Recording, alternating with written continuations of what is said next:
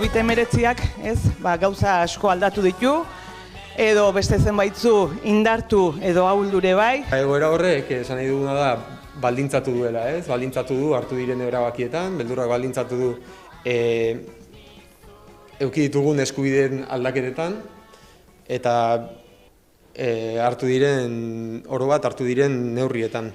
Minbizia izan duten edo duten aurren familiek izan dituzte, garatu eta barneratu dituzten estrategiak baliagarriak izan zaizkie pandemian, eta baina nahiko nukela esan, azkenen ikerketa hau, minbiziaren testu inguruan ikertu da, baina beste edozein egoeratara zabaldu daiteke.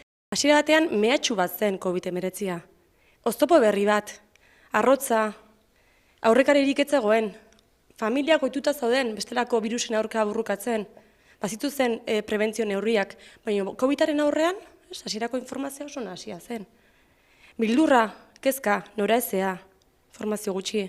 Orduan, benetan behar berezak dituzten umeek izan zuten laguntza, orokorrean, eszepzioak daude, hori ere egia da, baina orokorrean oso kaskarra izan zen teleeskola.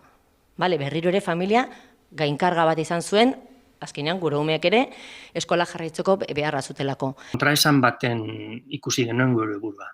Alde batetik, aldarrikatu nahi genuen, gure seme-alabentzako txerto hori, beste pertsona horiek ere lehentasuna izan zitekeen. Elkartu egin gaituela beste modu batean ere.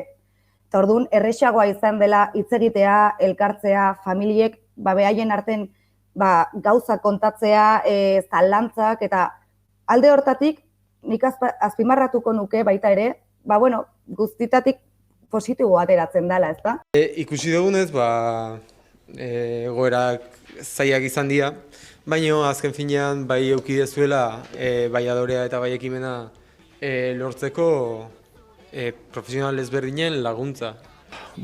Azken eskulana, azken ez, izan da ureztatzailea, bizipoza osatzen duzuen elkartek, eta gu denok ureztatzen jarraitu behar dugu.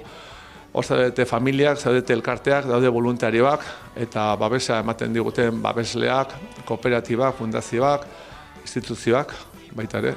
Eta, denak elkar hartuta jarraitu behar dugu geure buruak ureztatzen, geure familia, geure elkarteak, eta elkarri indarra ematen.